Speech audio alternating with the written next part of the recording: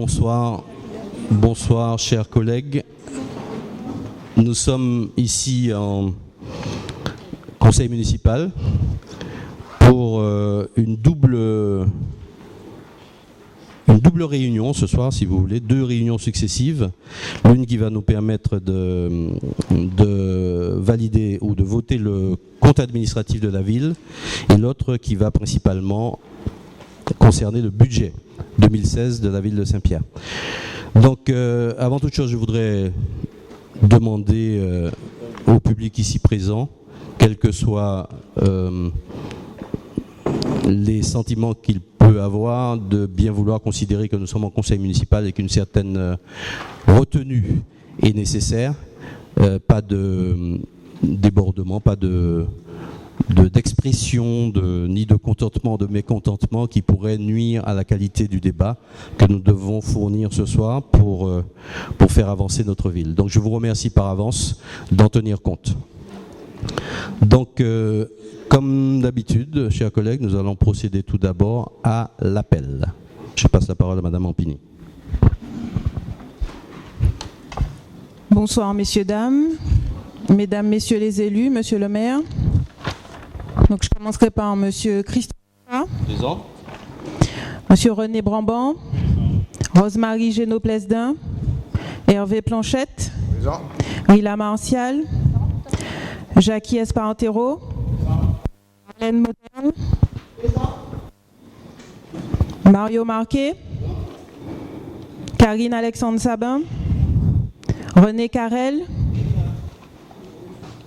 Marie Bragance, Germaine Pierre-Léandre, Thierry Méronis, Roland Carissan, Nicole Rémire, Séverine Pruffert, Raphaël Éloi Blaisès, Michaela Gobalsami Propos, Alix Belchas, Michael Gobalsami, Hugues Sindor, Ludmila Larade, Roger Limer, Luc Nazaire Carissan, Louis-Édouard Viraille, procuration.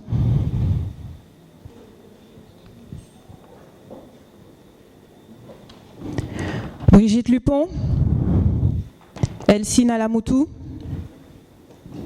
Voilà, monsieur le maire.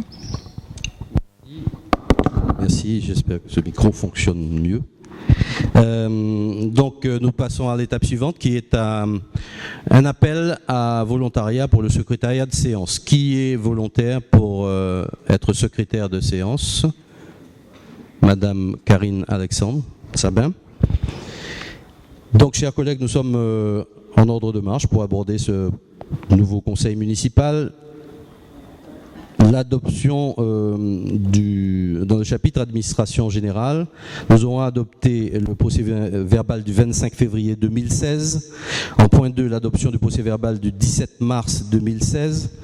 En point 3, à solliciter la dissolution de l'OMIAC, de l'OMSL, et à parler de la suite de la dissolution de l'Office du tourisme. En point 1, urbanisme et aménagement du territoire, nous parlerons de la proposition de changement de dénomination de la place Rennes. En point financier, nous aborderons, bien entendu, c'est le point central de ce conseil, de cette première partie, l'approbation du compte de gestion 2015 et le vote du compte administratif 2015. Et nous terminerons par l'affectation des résultats. Pas d'observation ? Merci. Donc le premier point de l'ordre du jour est l'adoption du procès verbal du 25 février 2016. Collègues, vous avez tous reçu, je suppose, ce procès verbal du 25 février. Donc vous avez la parole pour vos observations, objections, demandes de modification, rectification.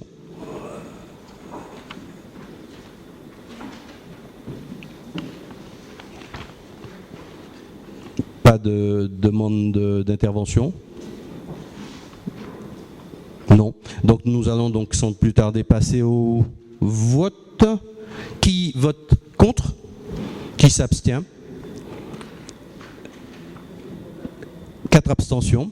Donc, le procès-verbal du 25 février est adopté. Point 2. Adoption du procès-verbal du 17 mars 2016. Même question. Avez-vous reçu ce document? Avez-vous des remarques, des suggestions, des demandes de modification? Vous avez la parole, chers collègues.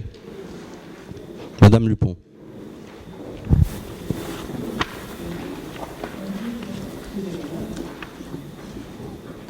Alors, je voulais juste prendre la parole pour dire que nous allons voter contre ce procès-verbal. Nous ne remplaçons rien la réalité de ce qui s'est passé.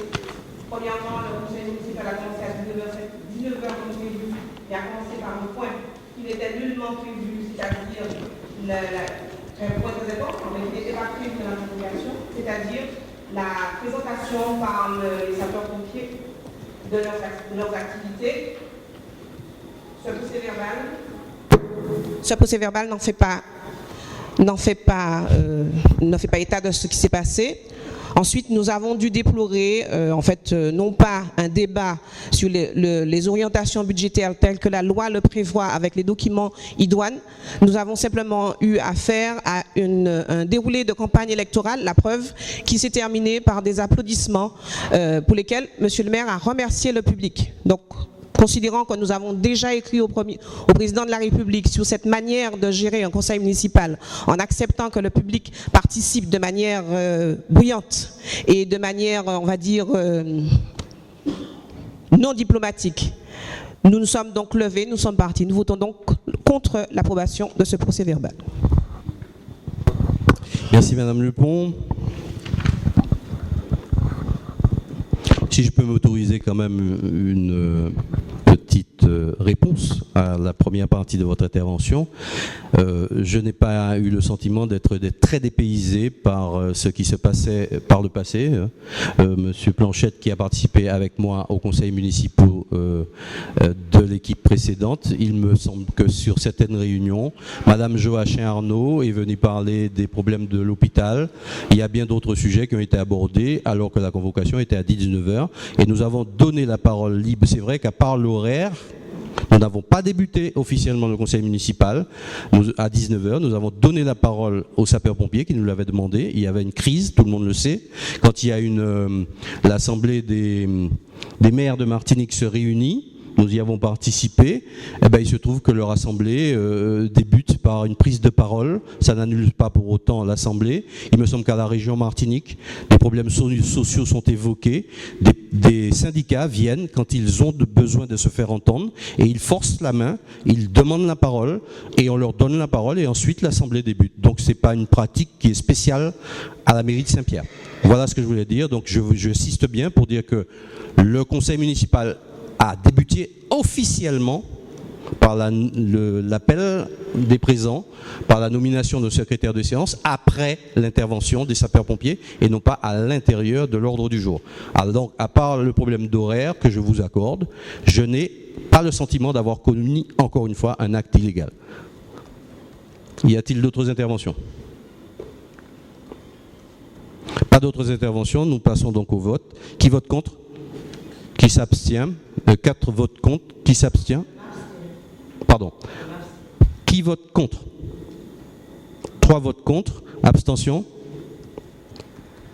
Madame Nalamoutou, vous vous abstenez? D'accord. Non, mais je voulais bien m'en assurer. Donc, procès-verbal du 17 mars, adopté à l'unanimité. Je vous remercie. À l'unanimité, enfin disons. Moins 3 votes contre et une abstention. Point 3. Donc, sollicitation de la dissolution de 3 organismes municipaux ou paramunicipaux, OMIAC, OMSL et suite de la dissolution de l'Office du tourisme. Je passe la parole à monsieur Espartero Jacqui, adjoint au maire. Merci, bonsoir collègues. Alors, concernant l'OMIAC et l'OMSL, la mandature précédente a mis en place des structures de type associatif bénéficiant de subventions publiques pour mener une action parallèle à celle de la commune dans chacun des domaines concernés.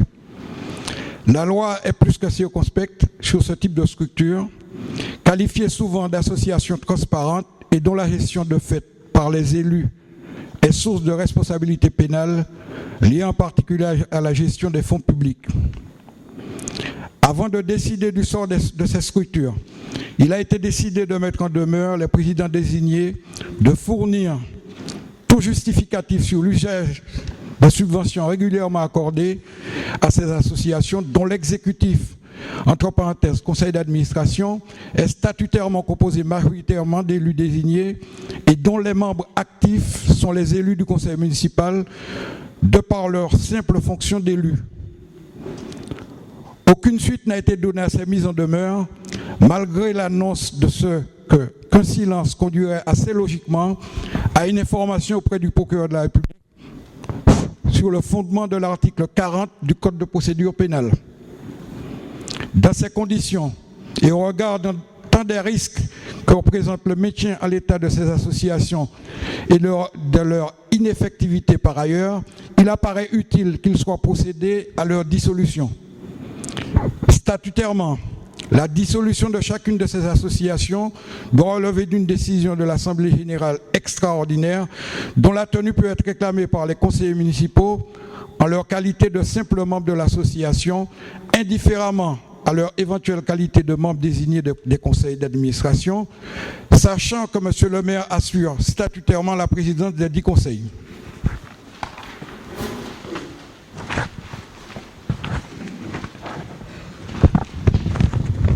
Concernant l'office de tourisme, au dernier conseil municipal, il a été adopté le principe de la convocation d'une assemblée générale extraordinaire pour envisager la dissolution de l'office du tourisme sous forme d'association dont il a été considéré qu'il n'était pas de nature à porter efficacement la politique du tourisme de la ville.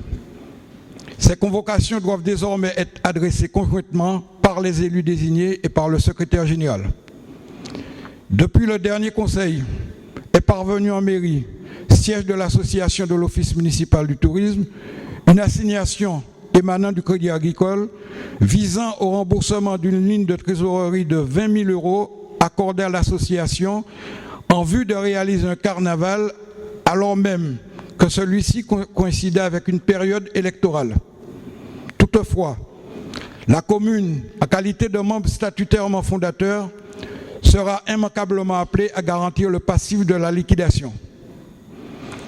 Il apparaît donc nécessaire de solliciter une ouverture d'une information auprès de M. le procureur de la République, tant les décisions de la précédente mandature relèvent de la gestion de fait, à l'abri de tout contrôle des dépenses in fine de la commune. Il sera en particulier utile que soit déterminé dans quelles conditions la ligne de trésorerie a été non seulement sollicitée par l'Office, mais accordée par le Crédit Agricole.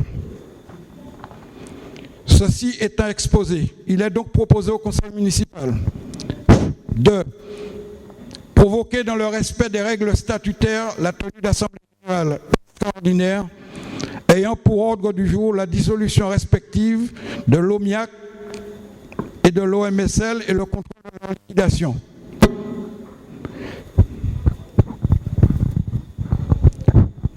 S'assurer de la convocation effective d'une assemblée générale extraordinaire pour la dissolution de l'Office du tourisme, sous réserve des conséquences de l'action engagée à son encontre par le Crédit Agricole, au sujet de laquelle il sera veillé à ce que le secrétaire général engage les démarches utiles pour la représentation en défense de l'Office.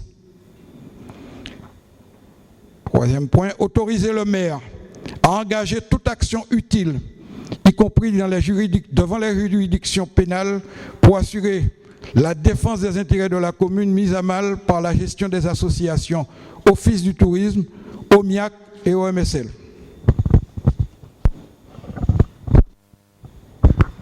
Merci, Monsieur Espartero. En complément de cette intervention, je demanderai à Monsieur Belchas de bien vouloir faire part, communiquer cette assignation en justice que nous avons reçue du Crédit Agricole.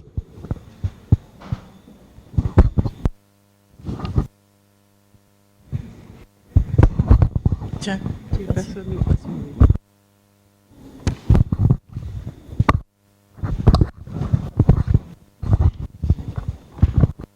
Merci Monsieur le maire. Bonsoir chers collègues. Bonsoir à tous ceux qui sont présents. Donc effectivement, nous avons reçu de la part de l'huissier de justice, Monsieur Maître D9 Marc-André, habitation Bois-Carré, Lamentin, un avis de signification. En fait, donc Monsieur le Président, c'est daté du 3 mars. J'ai l'honneur de vous informer que conformément à la loi, je me suis domicile, résidence pour vous signifier l'acte suivant. Une assignation signifiée en date du 22 mars 2016 à la demande de la Caisse régionale du Crédit agricole mutuel de la Martinique et de la Guyane. Les circonstances rendant impossible la signification à la personne même, l'acte a été remis à votre domicile ou siège comme indiqué dans la signification de l'acte ci-jointe. Veuillez agréer mes salutations distinguées. Alors, cet acte donne les informations suivantes. À la demande de la Caisse régionale de Crédit agricole mutuel de la Martinique, signifie à l'association Office municipal de tourisme de la ville de Saint-Pierre, Villa Sainte-Anne, rue Victor Hugo, 97 250 Saint-Pierre. Cet acte a été remis par un clerc assermenté concernant une demande pour une régularisation de découvert effectuée le 20 février 2015 d'un montant total de 40 000 €, une durée de au taux de 13,27%. À cette date, les sommes dues par l'Office municipal de tourisme s'élèvent à la somme de 20 296,67 € arrêtée au 29 février 2016. Rappelons que les mises en demeure n'ont pas permis à la régularisation du découvert consenti et qu'il y a eu une ultime mise en demeure effectuée le 1er septembre 2015.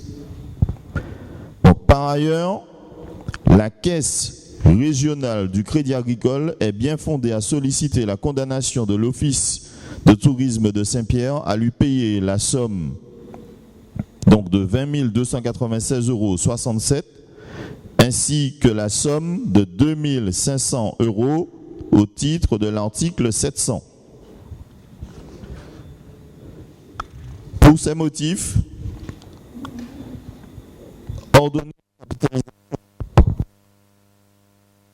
comme régulière et bien fondée la demande de la Caisse régionale de Crédit agricole et de la Guyane, condamner l'Office de tourisme de Saint-Pierre à lui payer la somme de 20 296,67 € arrêtée au 29 février 2016, outre intérêt postérieur au taux de 13,27%, ordonner la capitalisation des intérêts conformément à l'article 1154 du Code civil et ordonner l'exécution provisoire de la décision à intervenir nonobstant appel ou opposition et sans caution.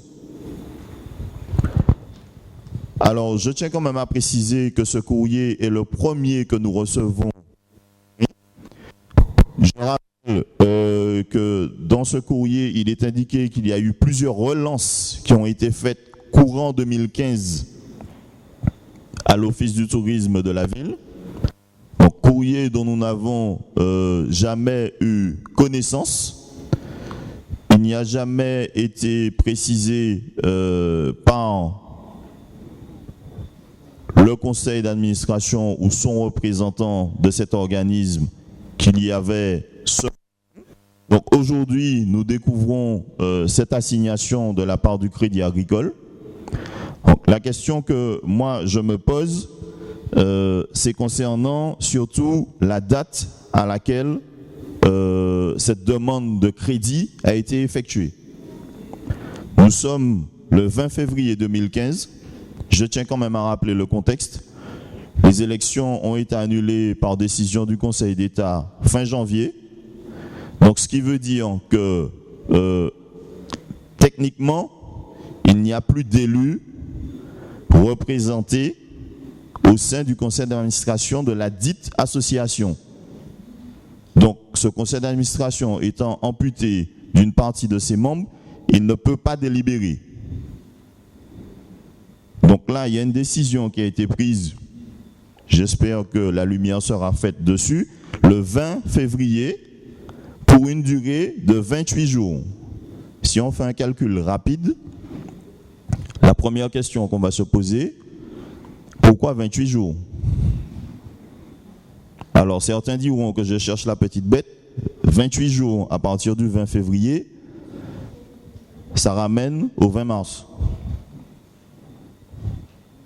Grosso modo. Donc, chacun jugera en son âme et conscience. Par la suite, le montant de 40 000 €, on tient quand même aussi à préciser que fin 2014, nous savions qu'il y avait déjà une situation délicate au niveau de cette association. Donc la question principale que je me pose de façon tout à fait personnelle, je ne sais pas si certains d'entre vous vont la partager avec moi, c'est à savoir comment cet organisme financier a pu accorder cette ligne de crédit à cette association, sachant la situation financière dans laquelle cette dernière se trouvait déjà. Quelles ont été les garanties demandées et présentées pour que ce crédit soit accordé?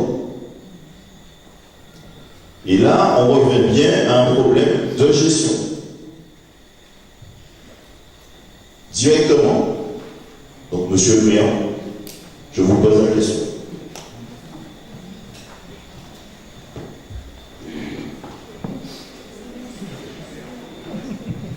Oui, donc, avant de vous passer la parole, pour tous les éléments, effectivement, et merci M. Belchasse, qui intervenait là en tant que conseiller municipal désigné avec 6 autres pour représenter l'actuel conseil municipal au sein de l'Office du tourisme, qui a participé à cette assemblée générale que M. Espargaro, comme Mme Pouffer et d'autres, je ne sais plus, Raphaël, où ils ont eu un certain nombre d'informations sur la situation de l'Office du tourisme qui présentait à l'époque un déficit de trésorerie de plus de 100 000 €, dont ce budget qui a été mis en œuvre pour faire le carnaval. Donc effectivement, à fin 2014, il y avait déjà un déficit qui a été aggravé par l'organisation de ce carnaval pour porter le déficit global à 100 000 €. Je rappelle que les premiers fournisseurs qui sont venus en mairie réclamer leur dû étaient en particulier une société de vigile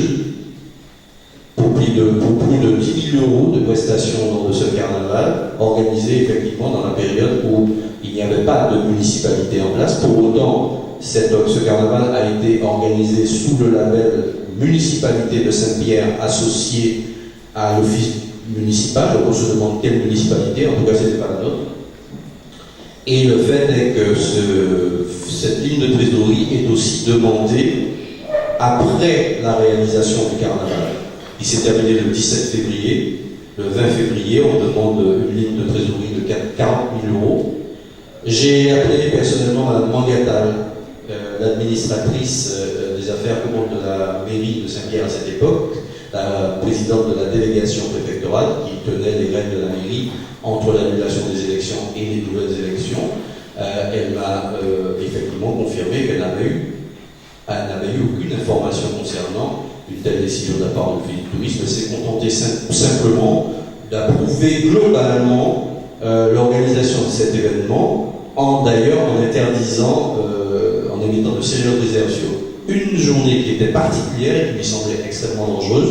Donc elle a émis un avis négatif sur une journée, et cette journée ne s'est pas tenue, en accord avec la préfecture, mais son intervention s'est limitée simplement à examiner la demande de l'organisation du carnaval, et elle n'a pas opposé l'avis défavorable à proprement parler, contrairement à ce qui s'y était.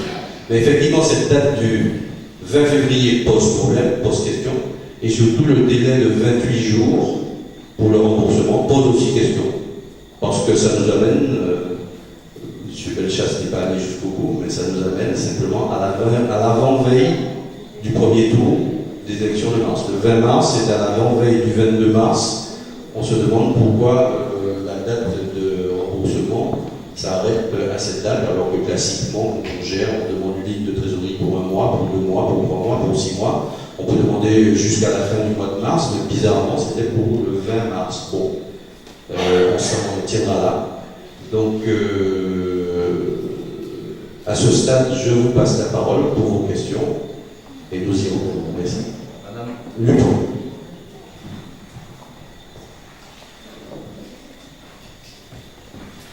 Monsieur le maire, est-ce que vous pouvez nous rappeler, s'il vous plaît, le fonctionnement statutaire de ces 3 associations? Donc, je reviens puisqu'il y en a 3, donc l'OMIAC, l'Office municipal de l'initiative de l'action culturelle, l'OMSL, l'Office municipal des sports et des loisirs, et l'Office du tourisme. Est-ce que vous pouvez nous dire de quoi se compose ce conseil d'administration? Autant que je sache, ce sont des associations loi 1901, donc qui sont gérées comme une association.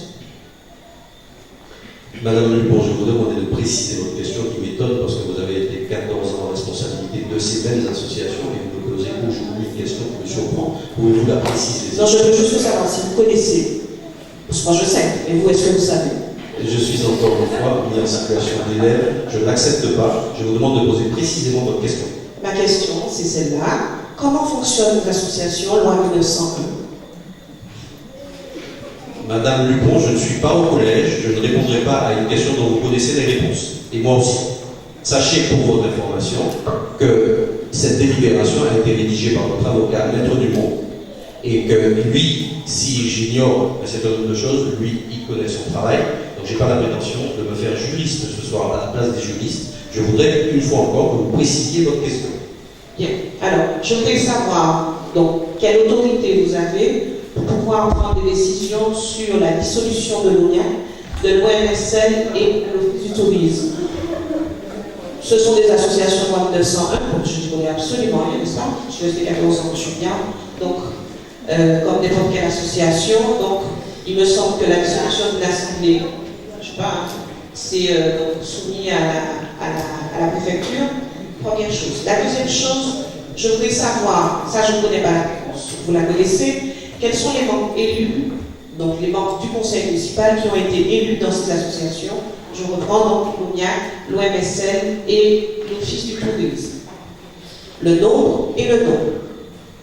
Donc Madame Lupon, je vous réponds puisque vous assistez. Donc la dissolution d'une association est prévue statutairement par l'association elle-même. Donc chaque association a sa procédure de mise en sommeil, de liquidation. Donc à partir de là, ça n'est pas la préfecture qui décide, mais bien son conseil d'administration ou son assemblée générale le plus souvent extraordinaire. Voilà, donc à partir de là, déjà première rectification, ça n'est pas la préfecture qui décide. La préfecture peut décider. Dans certaines circonstances extraordinaires, oui, mais ça n'est pas le cas. Je voudrais vous poser une question, puisque vous me posez des questions, je voudrais savoir qui a créé cette association.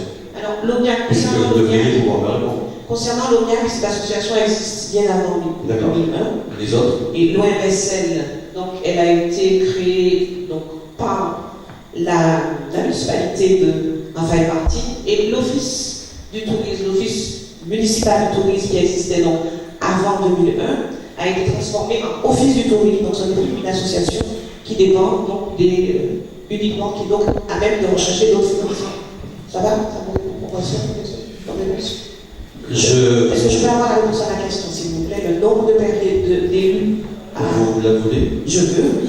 Eh bien, il se trouve que juridiquement, Madame Lupon, vous ne le saviez peut-être pas. Notre avocat nous a très soigneusement analysé les statuts de ces deux associations, OMIAC et OMSL, et quelle ne fut pas notre surprise de découvrir que ces statuts font de tout le conseil municipal, dont vous-même, des membres actifs.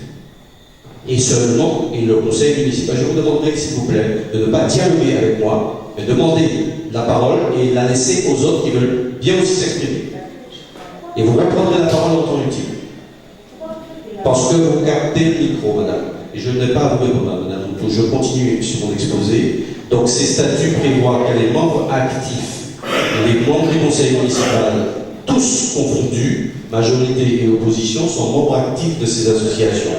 c'est vous qui avez rédigé les statuts, vous devriez le savoir, sauf la nuance, c'est que le conseil municipal désigne les membres qui doivent faire partie du conseil d'administration. Et les statuts qui ont été rédigés font de moi, maire de Saint-Pierre, successeur du précédent, membre de droit de ces associations. Voilà, je ne l'ai pas demandé, et il se trouve donc que par là même, je réponds à votre question, le conseil municipal de la ville de Saint-Pierre est pleinement responsable de ce qui va se passer à partir de maintenant, y compris pour l'office municipal de tourisme qui a été créé par délibération municipale, même si sa composition inclut d'autres personnes que des conseillers municipaux. À partir de là, l'instance qui a créé cet office, c'est bien la municipalité de Saint-Pierre par délibération, donc l'instance qui est en ultime position pour régler l'affaire, c'est bien le conseil municipal. Et c'est ce que nous faisons ce soir, nous assumons nos responsabilités. Dois-je vous rappeler la composition de l'OMSL sous l'équipe précédente? L'OMSL, c'était 13 membres au conseil d'administration. Je réponds, j'informe ici mes collègues, qui ne le savent peut-être pas, 13 membres au conseil d'administration, 6 membres du bureau étaient des conseillers municipaux et adjoints de la majorité de l'époque. Un 7e membre faisait la majorité absolue du conseil d'administration qui comportait 13 membres. Et par-dessus tout, le maire de Saint-Pierre de l'époque avait droit de veto sur toute décision de cette association. C'est pour ça que notre avocat nous a dit qu'effectivement il s'agit d'une association totalement transparente. Je passe la parole à ceux qui veulent s'exprimer.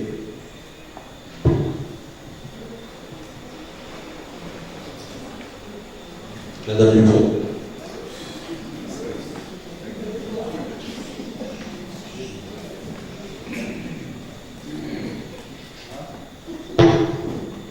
Ce n'est pas vous qui avez rédigé la note de synthèse, etc. Peut-être que vous ne pourrez pas répondre à cette question, mais je la pose. Peut-être que j'aurai la réponse une autre fois. Je voudrais savoir ce que l'on entend par, je suis donc 5, paragraphe 5, donc de la page 2. Dans ces conditions, et au regard tant des risques que présente le maintien en état de ces associations et de leur ineffectivité par ailleurs, qu'est-ce que vous entendez par ineffectivité? Première question. La deuxième, je vous remets le micro après. La deuxième question, est-ce que le fait donc, que ces associations existent déjà ne pourrait pas être, vous ne pourriez pas vous-même les utiliser puisqu'elles sont totalement transparentes et totalement soumises donc, au conseil municipal? Est-ce que ça ne pourrait pas être l'occasion d'animer, donc aussi bien au niveau des sports que de la culture, la vie à Saint-Pierre, puisqu'on n'a pas vu grand-chose.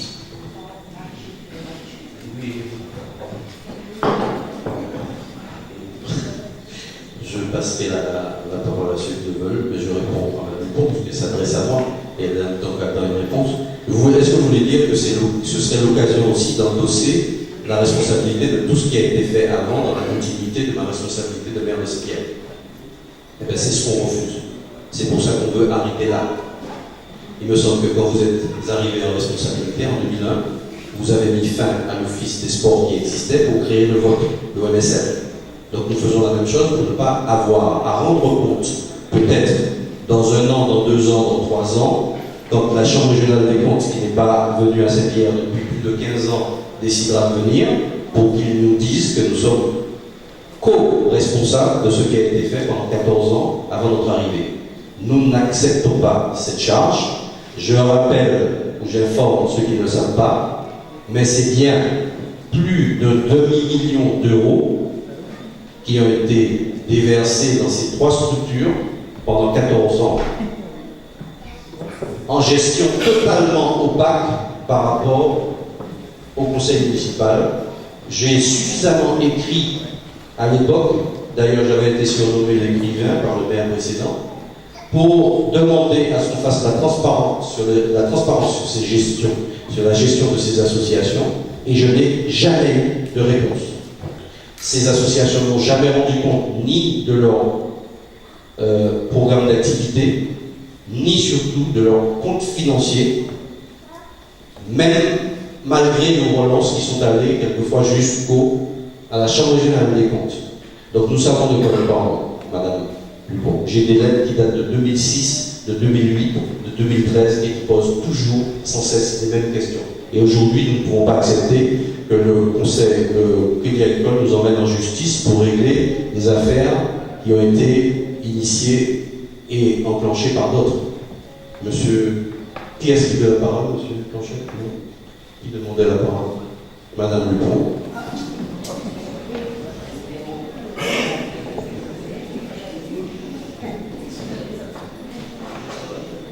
J'ai une remarque à faire. Excusez-moi, je n'ai pas répondu à votre question de dictionnaire Larousse.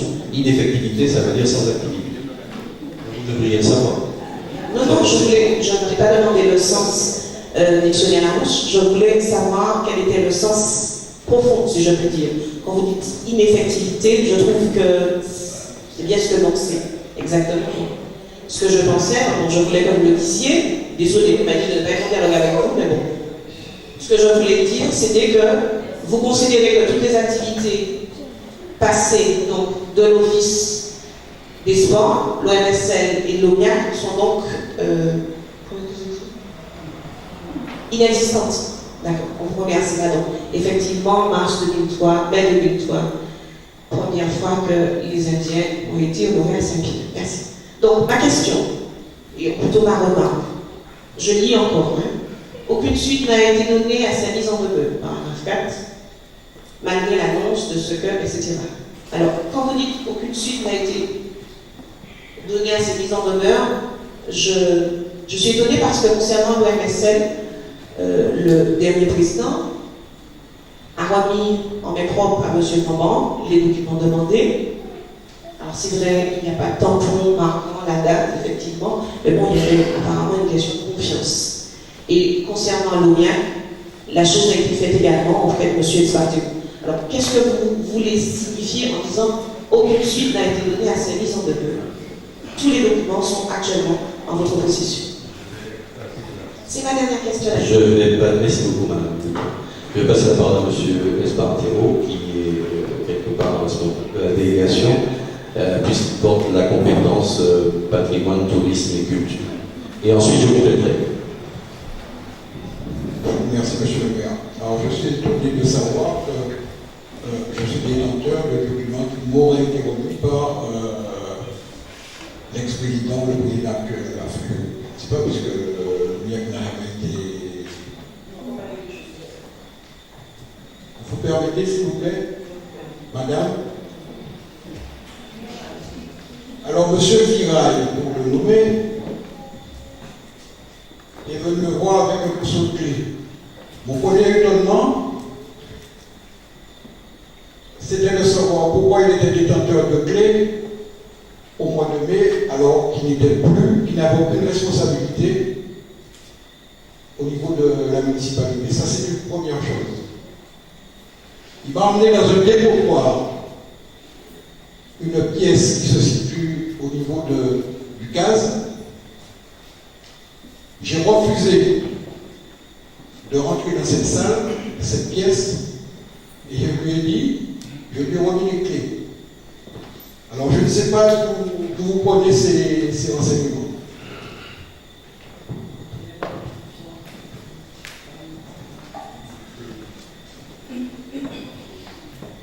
Monsieur Bourdon.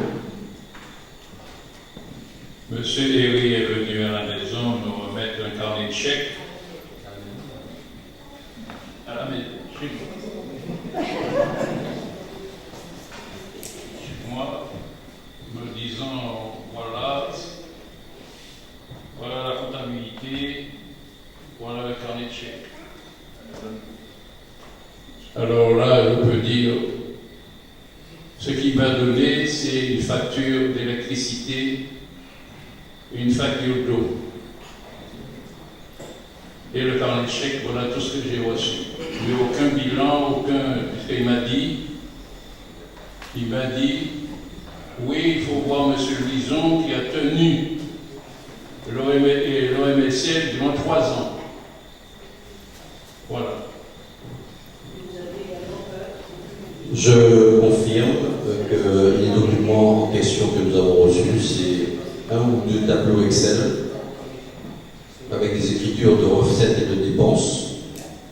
autres formes d'explication. Ce que nous avons demandé aux responsables de ces associations, c'est ce que la loi les oblige à fournir à minima, à savoir les derniers procès-verbaux de l'Assemblée générale et les derniers comptes financiers, bilan financier des associations. Et ça, nous avons, à la dernière relance que nous avons faite, puisque la première a été très peu fructueuse, nous avons effectivement eu un carnet de chèques, nous avons eu deux tableaux Excel. De l'autre côté, nous avons eu les clés d'une armoire poussiéreux qui débordait de poussière. Quant à l'Office du tourisme, nous n'avons toujours rien de significatif, puisque en fait, l'Office du tourisme est dans une situation encore plus particulière, puisque tout le monde a démissionné, sauf les conseillers municipaux que nous avons nommés, et sauf le secrétaire général. Même le président a démissionné. Or, il s'avère qu'il y a des entrées et des sorties encore à la Villa Sainte-Anne, des gestions des courriers, etc. Au point que, effectivement, nous avons brutalement reçu cette assignation en justice, alors que tous les échanges précédents du Crédit Agricole et de l'Office, apparemment Madame Lupon semble en douter, mais c'est bien un office qui se qualifie de municipal, se sont passés par le biais de la Villa Sainte-Anne, ont été adressés à la Villa Sainte-Anne et ont été récupérés. Et là, d'ailleurs, ce qui est dit dans l'assignation en justice, c'est bien que le dernier document n'a pas pu être remis au destinataire, et c'est pour ça que par le biais d'une employée de la municipalité qui a accepté le document des mains de l'huissier, nous avons pu avoir ce document rapatrié en mairie. Mais en réalité, il en était encore passé par la Villa Sainte-Anne. Donc il y a une gestion qui est un petit peu bizarre, pour le moins, et vous comprenez qu'avec tout ça, si vous nous parlez de confiance, je veux bien. Mais la question de savoir si nous avons besoin de ces structures pour animer qui la vie culturelle, qui la vie sportive, ou la politique touristique de la ville, Madame Lepont, nous n'avons pas attendu votre expression pour nous en inquiéter. Vous avez peut-être observé que la vie culturelle de Saint-Pierre fonctionne. Nous avons eu une fête patronale, nous avons eu un bain de Saint-Pierre, nous avons organisé en 3 semaines de délai, nous avons eu toutes les fêtes nationales, statutaires ont été honorées, et nous avons déjà notre programme du mai 2016 qui est déjà imprimé. Donc nous n'avons pas besoin de l'OMIAC pour animer la vie culturelle de Saint-Pierre. Nous n'avons pas non plus besoin de l'OMSL, bien que nous allons, comme pour l'Office du tourisme, nous avons décidé d'internaliser les compétences liées à ces politiques publiques que nous allons donc animer directement par la mairie de Saint-Pierre et par des services qui seront mis en format et mis en organisation pour ça. Donc ça sera une première étape en attendant qu'on appure cet héritage un petit peu chaud, mais je confirme que là, si ça peut être abordé sur le ton de la plaisanterie, c'est une affaire très sérieuse, puisque je le répète, en minimisant tous les calculs, parce que nous n'avons pas tous les chiffres, c'est à minima 540 000 € qui ont été déversés, d'argent public qui ont été déversés dans ces 3 organismes, en totale opacité de l'exercice du contrôle qu'aurait dû faire le conseil municipal au nom de la mission qu'il a de la bonne gestion des finances publiques des Pierroutins et de la ville de Saint-Pierre. Voilà, c'est ce à quoi nous sommes confrontés. Alors on peut faire de belles paroles, on peut faire des effets de manche, mais l'affaire est là. Et nous n'avons pas endossé ce qui ne relève pas de notre responsabilité. Y a-t-il d'autres prises de parole?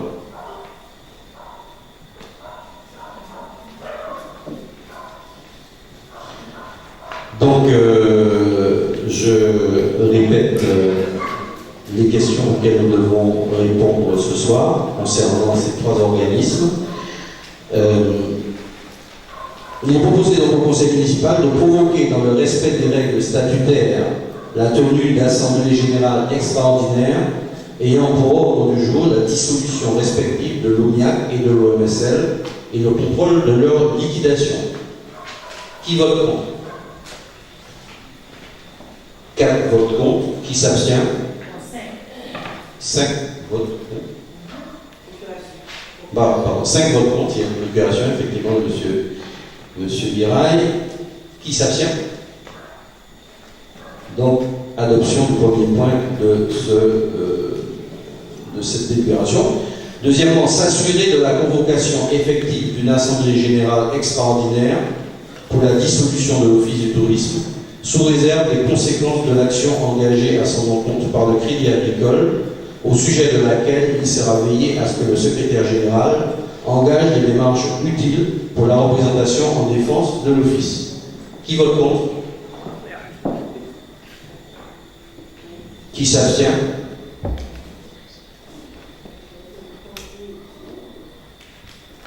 Qui s'abstient? Non, mais comment? Vous vous abstenez, M. Garrison? Donc 5 abstentions. Adoption donc de ce point à l'unanimité, à la majorité, moins 5 abstentions. À l'unanimité, puisque quand on s'abstient, on ne participe pas au vote, donc dans ce point technique, et c'est bien une adoption à l'unanimité. Troisième point, autoriser le maire à engager toute action utile, y compris devant les juridictions pénales, pour assurer la défense des intérêts de la commune mise à mal par la gestion des associations Office du tourisme ou bien KEMSL. Qui vote contre? Qui s'abstient? 5 abstentions, donc adoption de ce point à l'unanimité. Je vous remercie. Et sans transition, je passe la parole à Mme Martial Riga pour le 4e point de l'ordre du jour, le changement de dénomination de la place Rennes. Merci, M. le maire. Bonsoir, collègues. Après une traversée périlleuse de 3 mois, le navire L'Aurélie, en provenance de Carical, colonie française en Inde, jette l'ancre dans la rade de Saint-Pierre.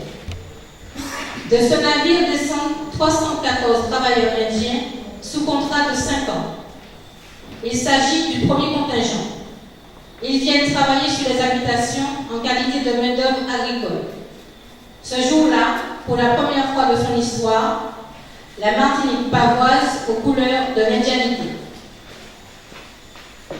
Aussi, le maire propose, afin de rendre hommage à ces 314 premiers Indiens qui ont débarqué le 6 mai 1853 à bord du bateau L'Aurélie, de changer la dénomination de la place Rennes en place de L'Aurélie. Le maire demande donc aux membres du conseil municipal d'approuver cette proposition en modifiant le nom de la place Rennes en place de L'Aurélie. Monsieur le collègue, vous avez la parole. Madame Dumont.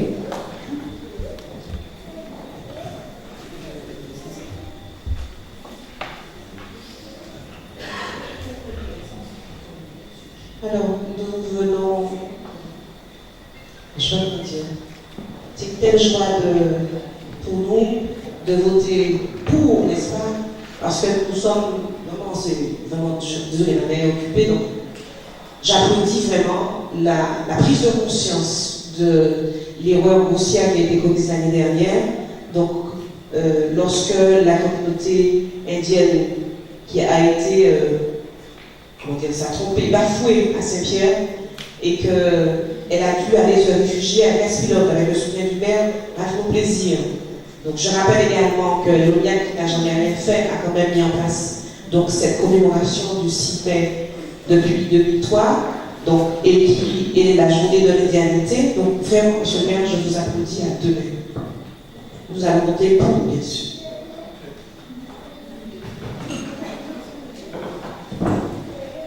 Y a-t-il d'autres prises de parole? Peut-être Martial?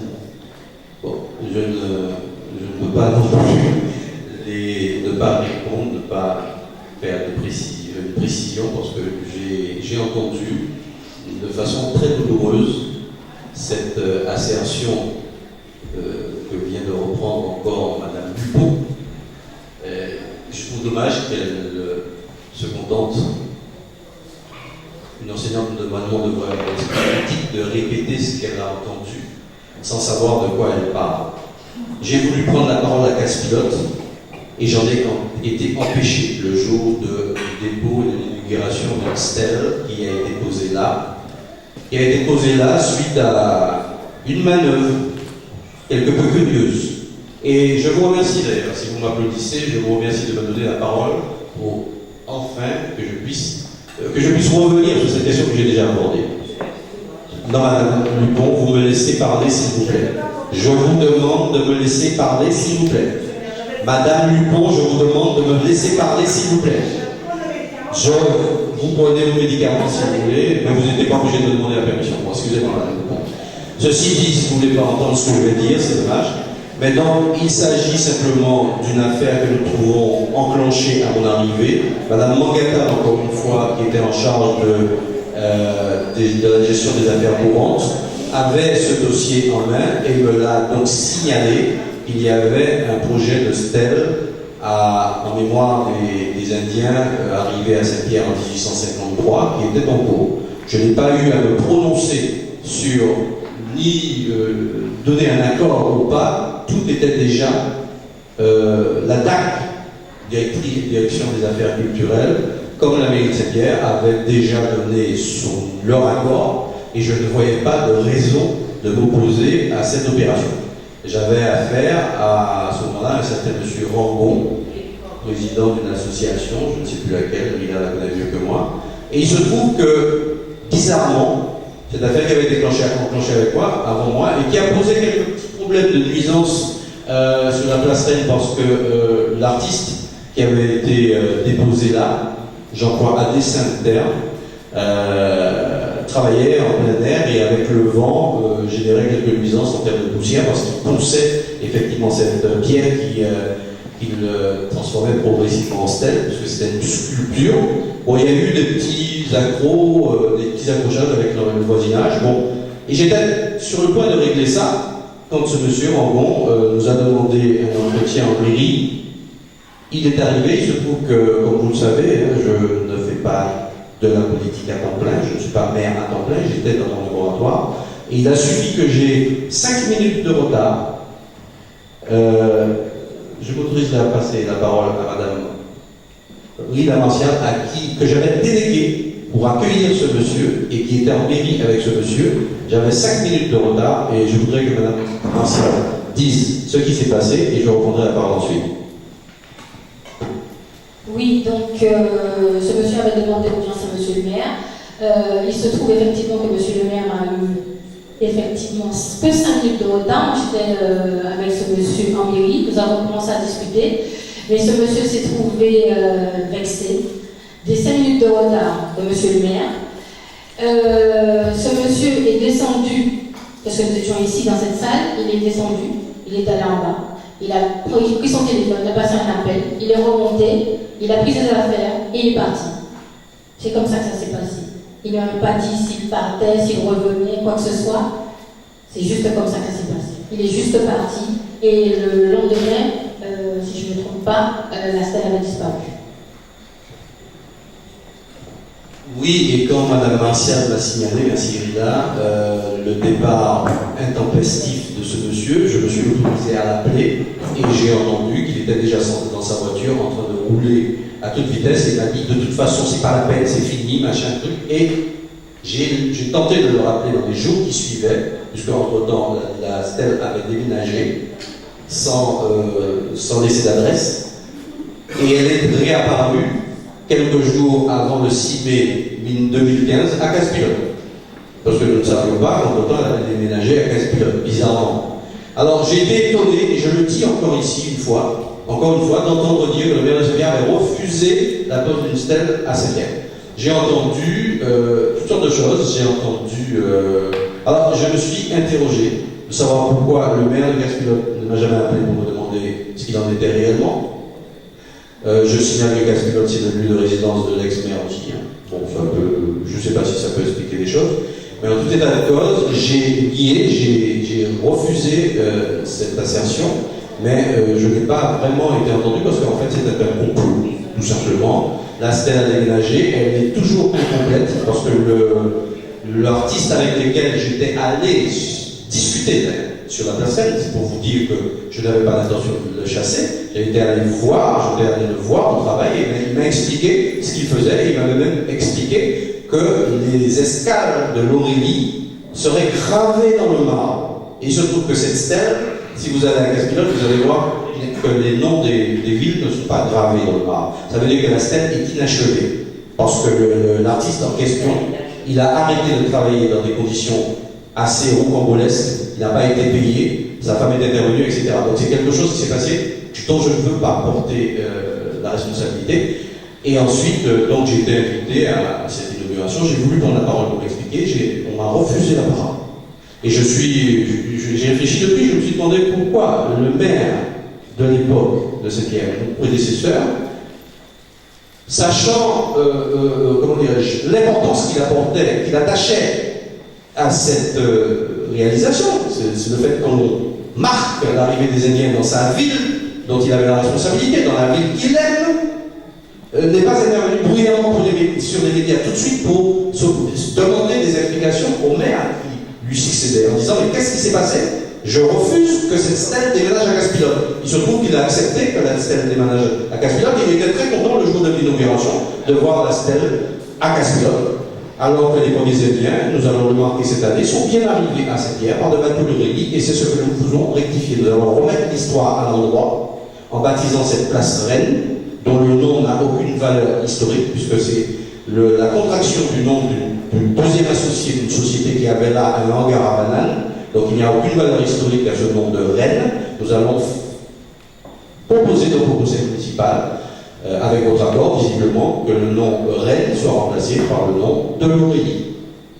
Donc, chers amis, voilà ma version. Et j'entends bien la défendre jusqu'au bout. Y a-t-il d'autres demandes d'intervention? Monsieur Espartel.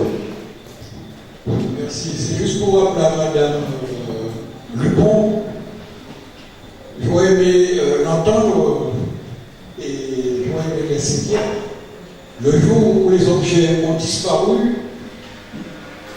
du musée. Alors, est-ce qu'il y a pour Israël, c'est tout à fait normal. Donc, vous auriez dû aussi vous inquiéter, puisque vous étiez l'élu en charge, justement, de la culture, délégué.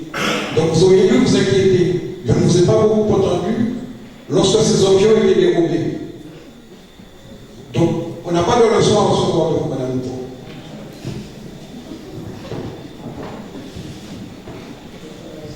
Je passe donc aux voix. Sachez que je voulais aussi exprimer très clairement quelque chose. Il ne s'agit pas pour nous, par cette demande que je vous fais ce soir, de vouloir capter tout ce qui relève de l'indianité et de son histoire en Martinique.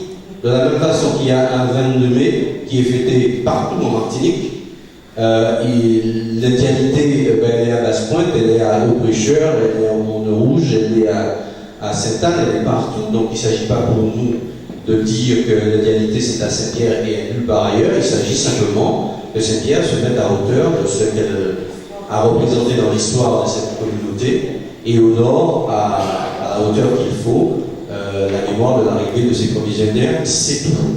Donc je peux comprendre que cette idée n'ayant pas été celle de l'équipe précédente, qu'elle est un peu aigre de notre décision, mais puisqu'elle a décidé d'y participer, donc je vais passer sans plus tarder au vote. Qui vote contre? Qui s'abstient? Adoption à l'unanimité. Merci. La question numéro 5 nous amène à adopter, à approuver le compte de gestion 2015 du receveur et d'approuver le compte administratif 2015. Donc, comme chaque année, il convient d'approuver le compte de gestion de la trésorière de Saint-Pierre qui doit être en tout point identique au compte administratif de la commune. Et donc, le compte administratif vous est parvenu. Nous vous confirmons que le compte de gestion ne présentait aucune différence ou discordance avec le compte administratif. Donc, nous allons passer à la présentation du compte administratif. Je crois que c'est moi qui l'ai pas. Madame Lupon, vous auriez pu attendre que je vous donne la parole. Vous avez demandé la parole. Oui. Je voulais juste savoir si vous avez des chiffres concernant le compte de gestion.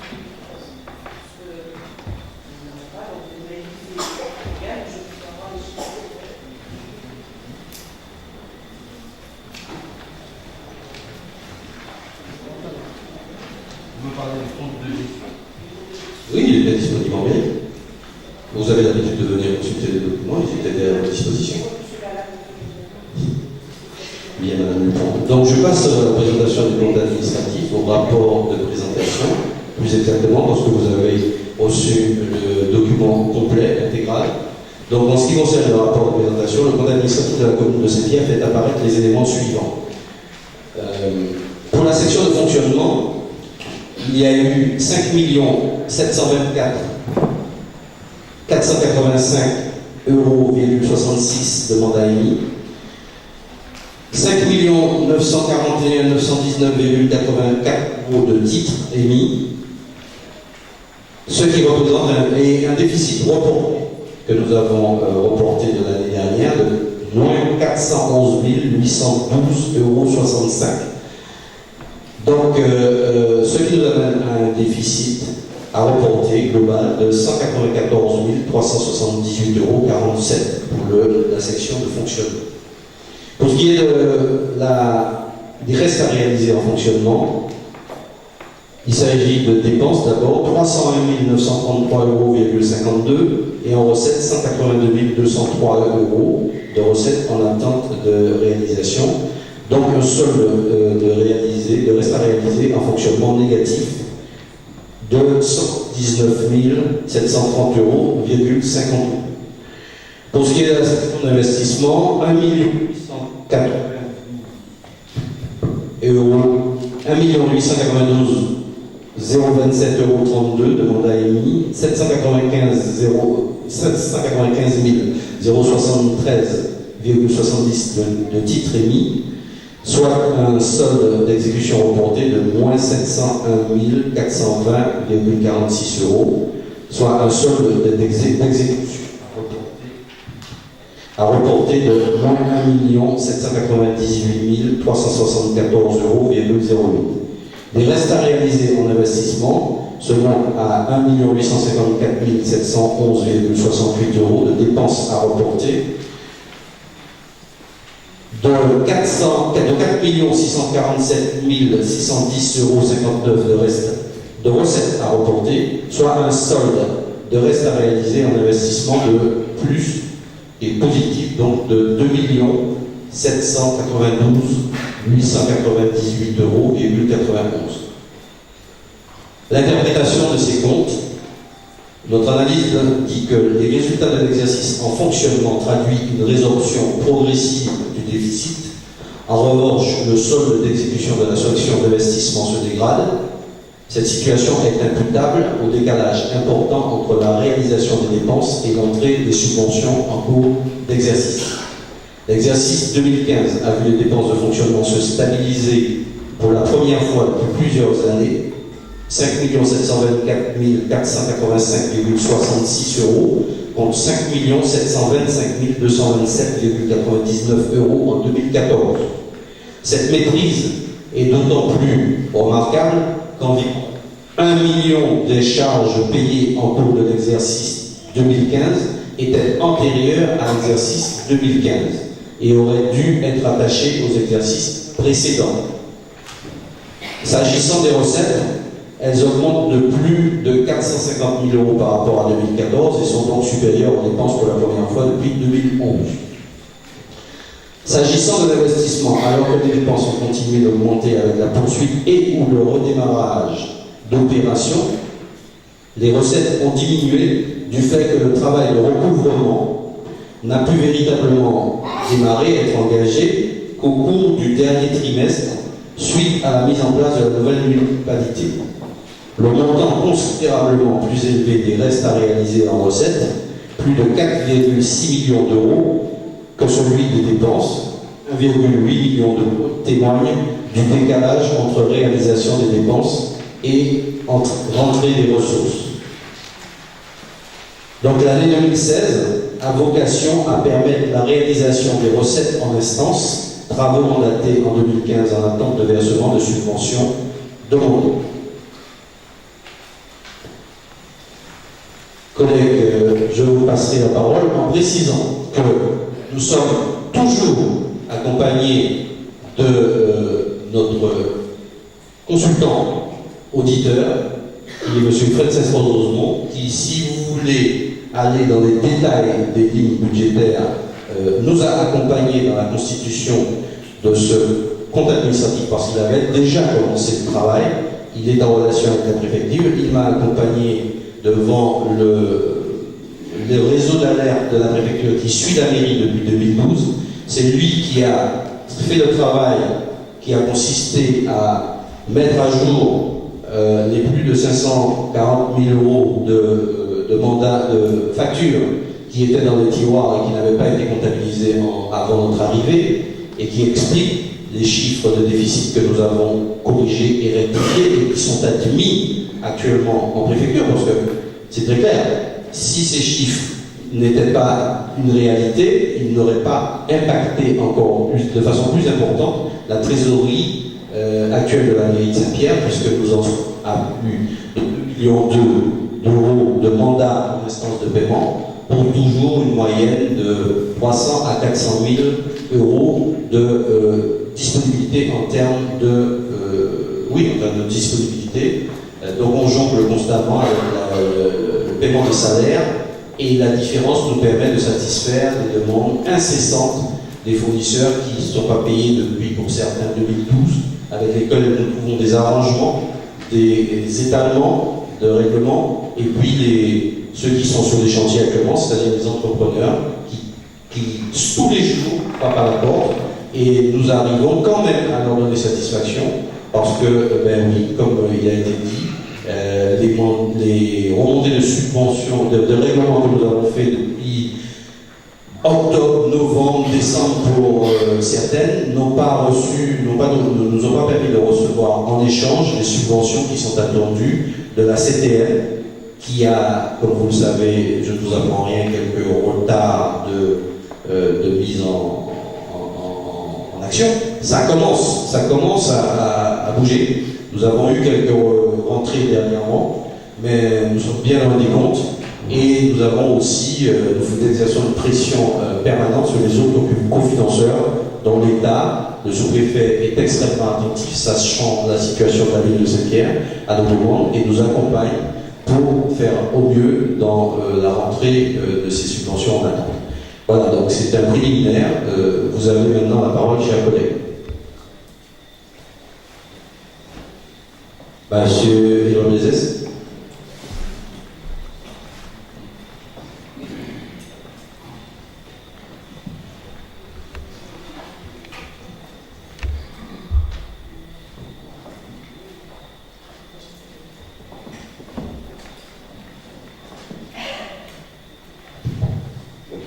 Chers collègues, bonsoir Monsieur le maire, bonsoir chers amis présents avec nous.